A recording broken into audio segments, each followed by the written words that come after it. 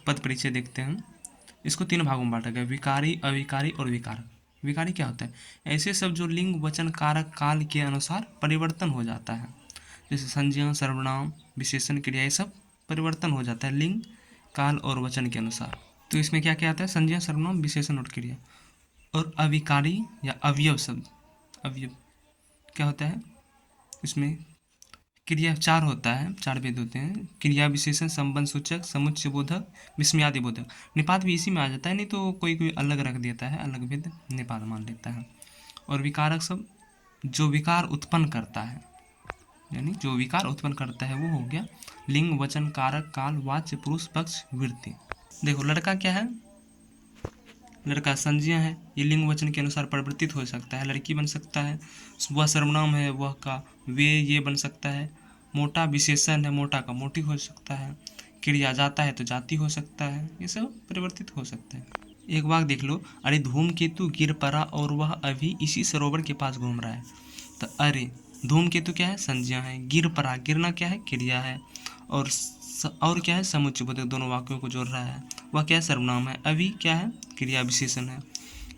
इसी सरोवर में, सरोवर क्या है? संज्ञा। सरोवर की विशेषता बता रहे इसी, ये विशेषण हो गया। तो के पास संबंध सूचक हो गया। घूम रहा, घूमना क्या है? क्रिया हो गया। अब संज्ञा देखते हैं हम। संज्ञा के कितने भेद हैं? वैसे तो व्युत्पत्ति के आधार पर 3 ही है, व्यक्तिवाचक, जातिवाचक और भाववाचक। व्युत्पत्ति के आधार पर संज्ञा कितने भेद हैं? 3 भेद हैं, व्यक्तिवाचक, जातिवाचक, भाववाचक। तो अर्थ के आधार पर अगर पूछ ले तो अर्थ के आधार पर वो 5 हो जाते हैं। व्यक्तिवाचक, जातिवाचक से ही 2 बनता है, समूहवाचक और द्रव्यवाचक। और भाववाचक तो अलग है ही। तो व्यक्तिवाचक, जातिवाचक, समूहवाचक, द्रव्यवाचक और भाववाचक संज्ञा। तो व्यक्तिवाचक संज्ञा जब एक ही व्यक्ति, वस्तु, स्थान आदि का बोध हो, जैसे राम, गंगा, कोसी, हिमालय, ताजमहल इत्यादि, तो ये व्यक्तिवाचक संज्ञा होगी। जैसे व्यक्तियों के नाम राम, श्याम, गंगा, यमुना, भारत, चीन, देश के नाम हो गया, पुस्तक रामायण, महाभारत, ये सब व्यक्तिवाचक संज्ञा हो गया। व्यक्तिवाचक संज्ञाओं का प्रयोग सदैव आदरार्थक को छोड़कर एक वचन में ही होता है। व्यक्तिवाचक का प्रयोग हमेशा एक वचन में होता है। जब व्यक्तिवाचक संज्ञा का प्रयोग बहुवचन में अगर हम कर दें तो व्यक्तिवाचक संज्ञा जो है वो जातिवाचक संज्ञा बन जाती है। जैसे इस संसार में रावणों की कमी नहीं, तो इस संसार में रावण क्या था? व्यक्तिवाचक। लेकिन रावणों ये बहुवचन कर दिया तो रावणों की कमी नहीं, तो रावणों हो गया, ये जातिवाचक संज्ञा। व्यक्तिवाचक संज्ञा अनित्य होती है, किंतु जातिवाचक संज्ञा नित्य होती है। नित्य यानी सर्वदा, जो हमेशा रहे, वो नित्य होती है। तो ये था, कोई भी एक व्यक्ति या एक वस्तु नष्ट या खत्म हो सकती है, किंतु उसकी पूरी जाति नहीं खत्म हो सकती। जैसे राम की मृत्यु हो सकती है, किंतु राम की जाति मनुष्य था, तो मनुष्य जाति कभी भी खत्म नहीं होगी। व्यक्तिवाचक संज्ञाओं को बदला जा सकता है, किंतु जातिवाचक संज्ञाओं को नहीं बदला जा सकता। जैसे राम को मोहन बुला सकते हैं, व्यक्तिवाचक संज्ञा को हम बदल सकते हैं, किंतु उसकी जाति क्या है? मनुष्य। तो मनुष्य को हम पहाड़ नहीं बुला सकते हैं, पहाड़ भी एक जाति है, तो मनुष्य को पहाड़ नहीं बुला सकते। जैसे अब उसका हो गया अनित्य वाला, अनित्य। राम, हिमालय, गंगा, ये क्या है? अनित्य है। राम मर सकता है, हिमालय बिखर सकता है, टूट सकता है, गाय मर सकती है, ये सब व्यक्तिवाचक संज्ञा है जो कि अनित्य है। लेकिन जातिवाचक संज्ञा देखो, राम की जाति क्या है? मनुष्य। हिमालय की जाति क्या है? पर्वत। गाय की जाति क्या है? पशु। तो ये जो है नित्य होती है। तो जातिवाचक संज्ञा जो है वो नित्य होती है, व्यक्तिवाचक संज्ञा अनित्य होती है। जातिवाचक संज्ञा जिस संज्ञा शब्दों से एक ही प्रकार की वस्तुओं अथवा एक ही प्रकार की जाति का बोध हो, जैसे मनुष्य, नर, नारी, बालक, पशु, नदी, झरना, पर्वत, कुत्ता, विद्यार्थी आदि। वस्तुओं की जाति जैसे घड़ी, मेज, पंखा, टेबल, पुस्तक, ग्रंथ, शहर, गांव आदि। मनुष्य की जाति लड़का, लड़की, स्त्री, पुरुष, आदमी, औरत आदि। व्यक्तिवाचक संज्ञाओं का जातिवाचक संज्ञा के रूप में प्रयोग। इस संसार में रावणों की कमी नहीं है, तो रावण क्या था? इस संसार में रावणों की कमी नहीं है, तो रावण क्या था? व्यक्तिवाचक, इसको रावणों कर दिया, बहुवचन कर देती है, जातिवाचक बन गया। क्या बन गया? जातिवाचक। इस देश में जयचंदों की कमी नहीं है, तो जयचंद क्या था? वो व्यक्तिवाचक था, लेकिन जयचंदों की कमी नहीं, तो बहुवचन कर दिए, जातिवाचक बन गया। देश के लिए जयचंद गद्दार था, ये देश के लिए जयचंद गद्दार था, तो जयचंद क्या है? व्यक्तिवाचक। समुद्रगुप्त को भारत का नेपोलियन कहा जाता है, तो नेपोलियन जातिवाचक बन गया। तुलना किया जाए, नोट, अगर किसी प्राणी को किसी अन्य प्राणी के साथ तुलना किया जाए तो वह व्यक्तिवाचक न होकर जातिवाचक हो जाता है। जैसे ये है, अल्पांश पर्वत यूरोप का हिमालय है, तो हिमालय से तुलना कर रहा है अल्पांश की, तो हिमालय क्या हो गया? ये जातिवाचक हो गया। जातिवाचक से व्यक्तिवाचक संज्ञा का निर्माण। जैसे पंडित, सरदार, ये सब क्या है? जाति है। तो पंडित क्या है? जाति है। तो पंडित भारत के प्रथम प्रधानमंत्री थे। तो क्या पूरी पंडित जाति जितने थे वो सभी प्रथम प्रधानमंत्री थे? लेकिन नहीं। तो पंडित बोल रहे थे किसी एक जवाहरलाल नेहरू के बारे में बोल रहे थे। पंडित भारत के प्रथम प्रधानमंत्री थे। यानी पंडित क्या हो गया? वो व्यक्तिवाचक। सरदार भारत का एकीकरण, सरदार जो है अब इसका बोल रहे हैं भारत का एकीकरण सरदार ने किया। तो क्या पूरी सरदार ने किया? नहीं। तो सरदार बोल रहा है तो पूरी सरदार जाति नहीं कि एक सरदार, कौन? वल्लभ भाई पटेल, सरदार वल्लभ भाई पटेल ने किया। तो यहाँ व्यक्तिवाचक, सरदार क्या है? व्यक्तिवाचक है। द्रव्यवाचक संज्ञा, जिन संज्ञा शब्दों से किसी पदार्थ या वस्तु के मापतोल का बोध हो, इसे माप सकते हैं किंतु गिन नहीं सकते हैं। द्रव्यवाचक वाले जो है माप सकते हैं किंतु गिन नहीं सकते हैं। सभी खाद्य सामग्री जिनसे हमारा शरीर पोषित होता है वो सभी द्रव्यवाचक हैं। जिन संज्ञा से ठोस तरल पदार्थ, धातु और धातु का बोध हो वो द्रव्यवाचक संज्ञा है। ये सब देख लो थोड़ा वीडियो पॉज करके। जैसे पानी किस संज्ञा का उदाहरण है? व्यक्तिवाचक, जातिवाचक, भाववाचक या गणनावाचक? तो पानी तो द्रव्यवाचक है किंतु इसमें द्रव्यवाचक है ही नहीं, तब क्या करेंगे? तो जातिवाचक से ही करेंगे, क्योंकि द्रव्यवाचक जो है वो जातिवाचक का ही भेद है। पानी किस संज्ञा का उदाहरण है? अब इसमें देखो व्यक्तिवाचक, जातिवाचक, द्रव्यवाचक, भाववाचक। द्रव्यवाचक है तो द्रव्यवाचक लगाएंगे। समूहवाचक संज्ञा, जिन संज्ञा पदों से वस्तुओं प्राणियों के समूह का बोध हो, यथा व्यक्तियों के समूह, दल, समूह, सेना, पुलिस, परिवार, संघ, सभा, मंडली, लोकसभा, संसद, दरबार, भीड़ आदि। प्रयोग समय झुंड, टोली, वस्तुओं का गुच्छा, पुंज, ढेर, श्रृंखला, दर्जन आदि।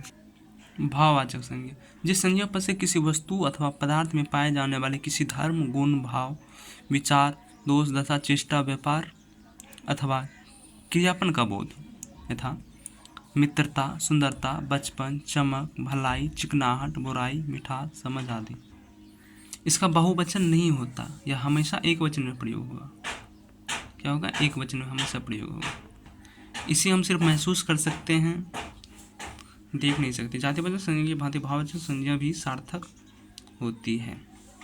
भाववाचक संज्ञा का निर्माण दो प्रकार से होता है, मूल यानी अयौगिक और यौगिक। मूल ऐसी भाववाचक संज्ञा जिसमें किसी प्रत्यय आदि का योग ना हो, और यौगिक निर्मित भाववाचक संज्ञा ऐसी भाववाचक संज्ञा जिन्हें प्रत्यय आदि के योग से निर्मित किया जाता है। जैसे इसका निर्माण व्यक्तिवाचक, जातिवाचक, सर्वनाम, विशेषण शब्दों से क्रियापदों अथवा अवयव पदों के साथ प्रत्यय जोड़कर किया जाता है। जैसे प्रत्यय में आता है ता, त्व, अ, पन, आई, आहट, आस, आव, इया, यह आदि प्रत्यय लगाकर बनाया जाता है।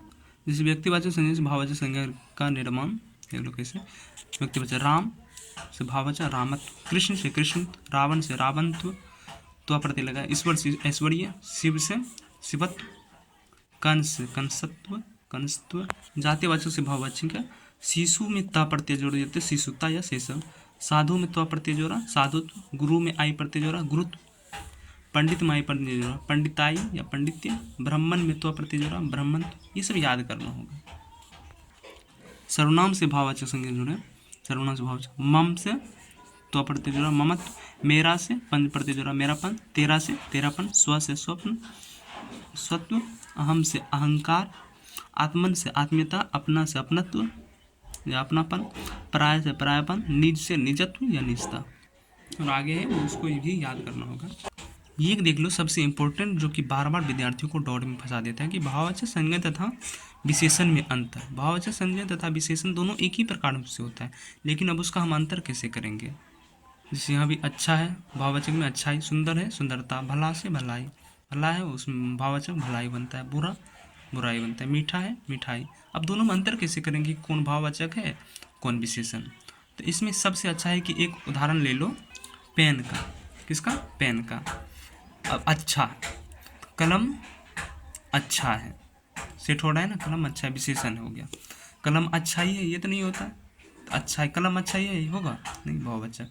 विशेषण दो, कलम सुंदर है, कलम भला है, कलम बुरा है, कलम मीठा है, सेट हो रहा है। लेकिन भाववाचक में कलम अच्छा ही होगा नहीं होता है।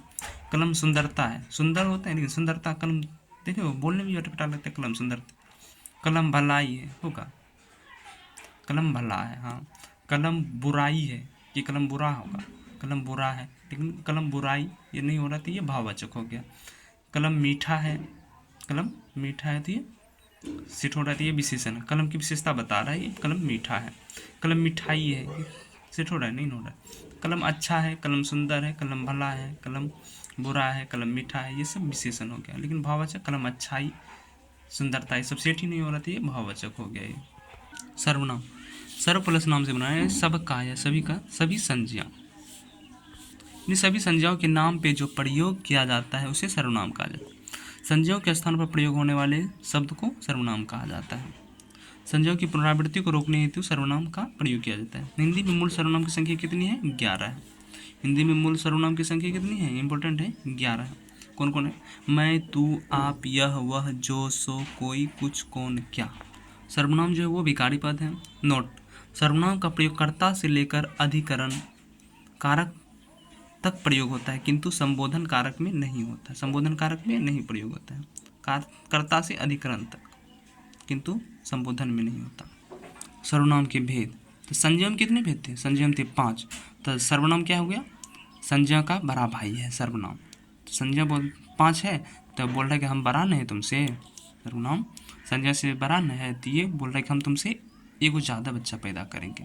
संज्ञा 5 को बच्चा रखा है, तो ये बोल रहा है कि हम 6 को बच्चा पैदा करेंगे। तो यानी सर्वनाम के भेद कितना हो गया? 6। तो कौन कौन से हैं? इसके बच्चा का नाम क्या कहना है? तो इसका ट्रिक एगो है पुनीस 231, यानी प से 2 को बनता है, 9 से 3 को, स से 1 को। तो देख लो सर्वनाम के भेद कौन कौन से? पुरुषवाचक सर्वनाम, निजवाचक सर्वनाम, निश्चयवाचक सर्वनाम और निश्चयवाचक सर्वनाम, संबंधवाचक सर्वनाम और प्रश्नवाचक सर्वनाम।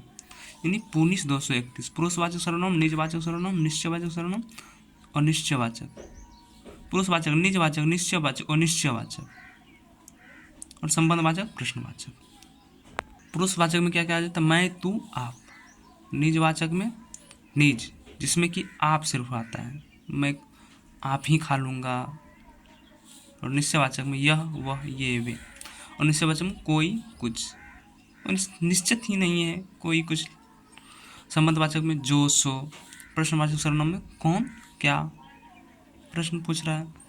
एक चीज़ देखो, सर्वनामिक विशेषण ये जो होता है निश्चयवाचक से लेके प्रश्नवाचक तक, निश्चयवाचक से लेके प्रश्नवाचक तक में जो है सर्वनामिक विशेषण बनता है। लेकिन सर्वनामिक विशेषण जो बनता है पुरुषवाचक और निजवाचक को छोड़कर बाकी 4 में बनता है सर्वनामिक विशेषण। अब पुरुषवाचक सर्वनाम को देखते हैं हम कि जिस सर्वनाम से, तो पुरुषवाचक पुरुष कथन, जिस सर्वनाम से वक्ता, श्रोता या अन्य व्यक्ति के विषय में बोध हो, जिस सर्वनाम से वक्ता, श्रोता या अन्य व्यक्ति के विषय में बोध हो। इसका भेद क्या है? 3 भेद है। कौन कौन? उत्तम पुरुष, यानी मैं बोल रहा हूँ तो मैं क्या हूँगा? मैं सबसे उत्तम रहूँगा ना, मैं अच्छा हूँ। मध्यम पुरुष, यानी जो मेरा सुन रहा है, मेरे बगल वाला जिससे हम बात कर रहे हो, मध्यम पुरुष।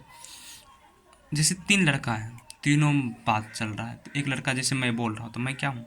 मैं सबसे उत्तम हूँ यार।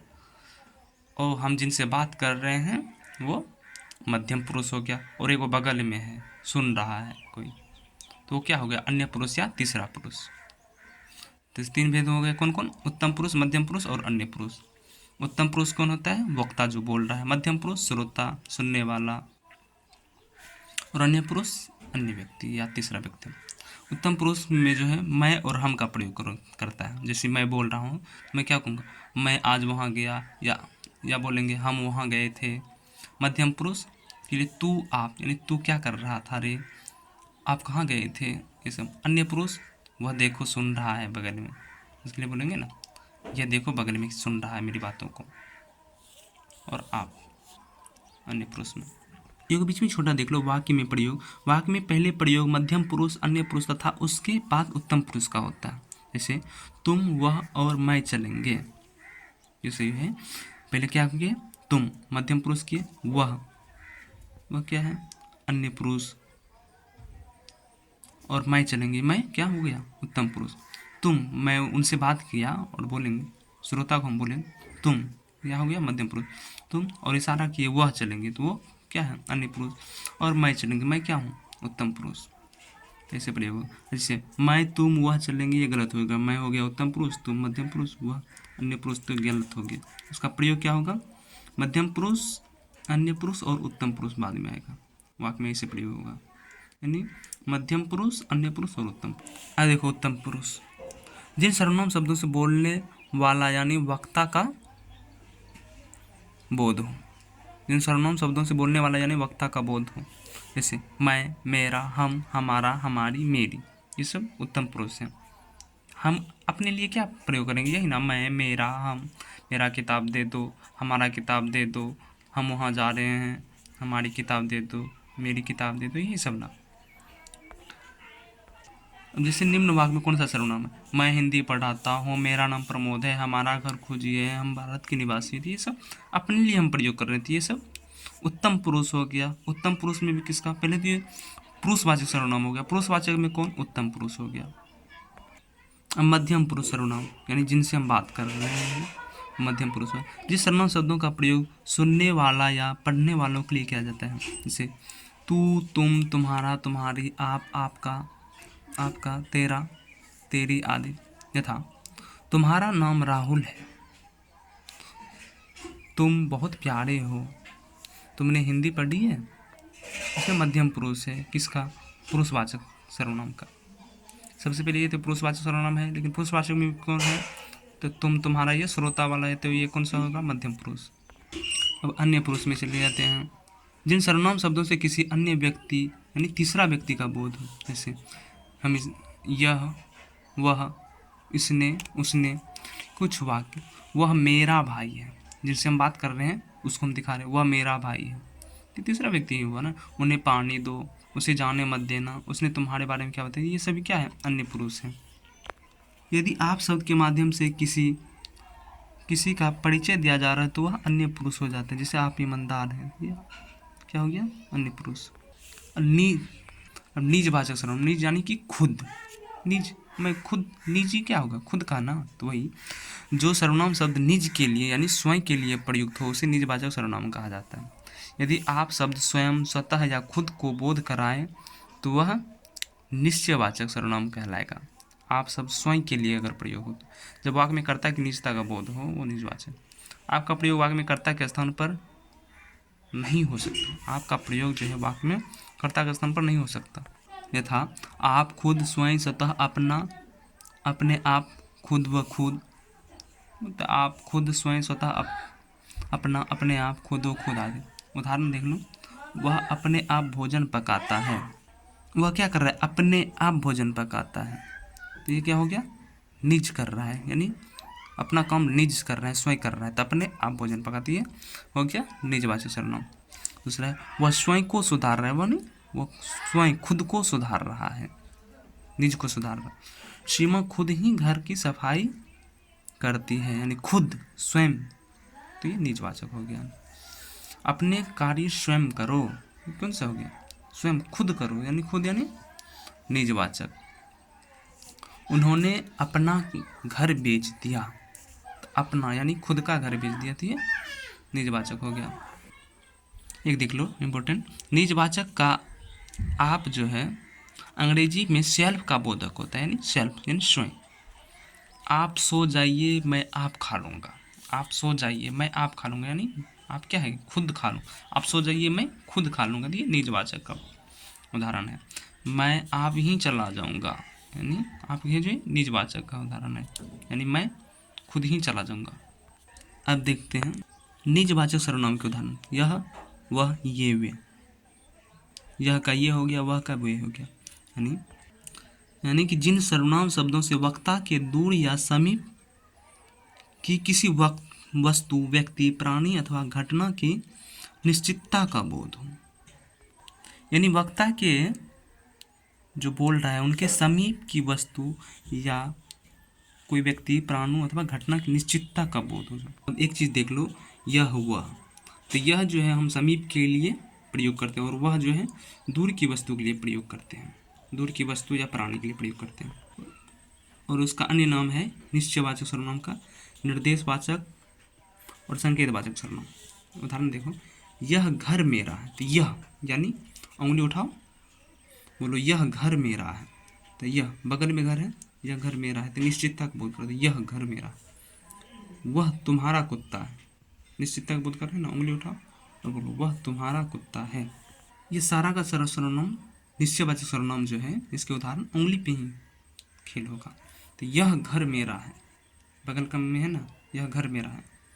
वह तुम्हारा कुत्ता, यानी कि कुत्ता जो है वो थोड़ा दूर है, तो वह का प्रयोग हो गया इसलिए।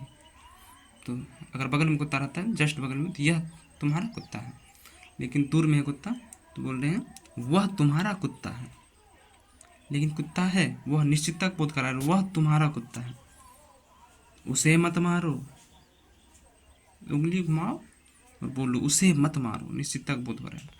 निश्चयवाचक सर्वनाम किसी निश्चित व्यक्ति अथवा वस्तु की ओर संकेत करने काम करता है, संकेत करने का काम करता है, इसलिए इसे संकेतवाचक सर्वनाम भी कहा जाता है। यदि आप सबसे किसी की निश्चित विशेषता बताई जाए तो निश्चयवाचक सर्वनाम होगा।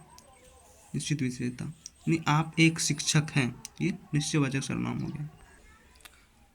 निश्चयवाचक सर्वनाम का जो उदाहरण एक सूत्र है, यह या वह का प्रयोग होगा, प्लस बीच में संबंधवाची सर्वनाम होगा, प्लस विशेष्य होगा, यानी कि कोई संज्ञा होगा, इक्वल टू संकेतवाचक या निर्देशवाचक या निश्चयवाचक। इनका क्या सूत्र हो गया, यह वह संबंधवाची सर्वनाम, हमारा हमारे या मेरा या मेरी, विशेष यानी कि संज्ञा, और संकेतवाचक या निर्देशवाचक या निश्चयवाचक। जैसे देखो, वह घर मेरा है, उंगली उठाओ, बोलो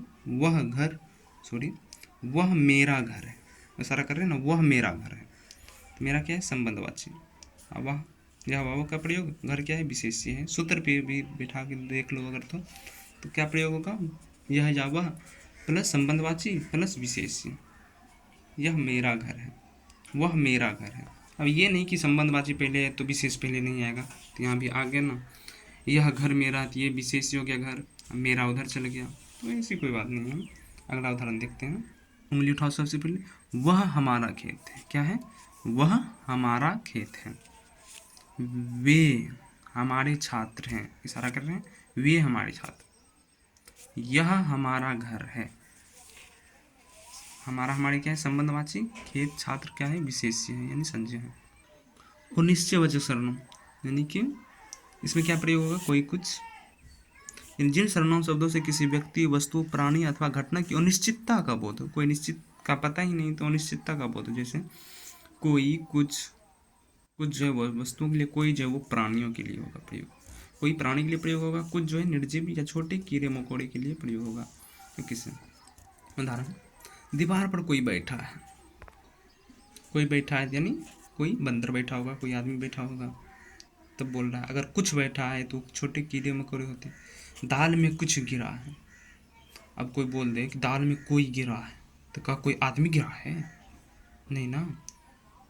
दाल में अगर बोल दो घर में कि दाल में कोई गिरा, कहाँ गिर गया, कोई बच्चा गिर गया कहाँ,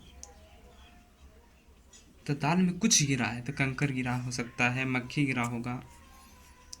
हम बोलो किसी से पुस्तक ले लो, किसी से पुस्तक ले लो, अब किससे ले ले कोई पता ही नहीं।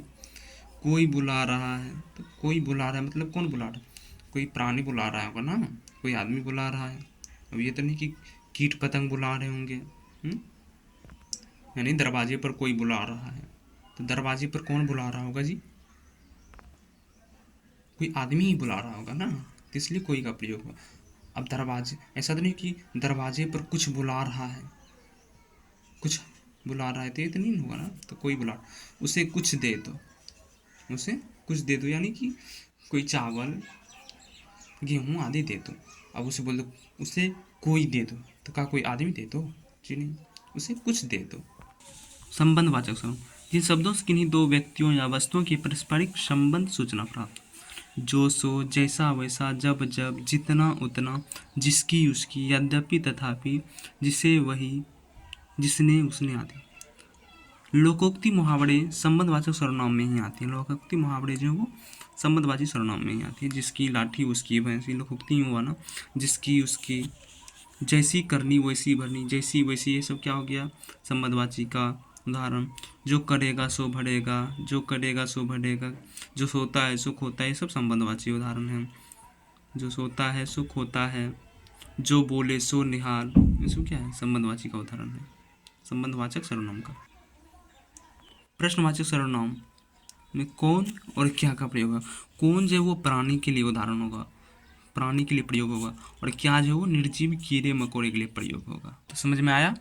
प्रश्नवाचक में भी कौन क्या का प्रयोग होता है, तो कौन जो है वो प्राणी के लिए प्रयोग होगा और क्या जो है वो निर्जीव ये छोटे कीड़े मकोड़े के लिए प्रयोग होगा।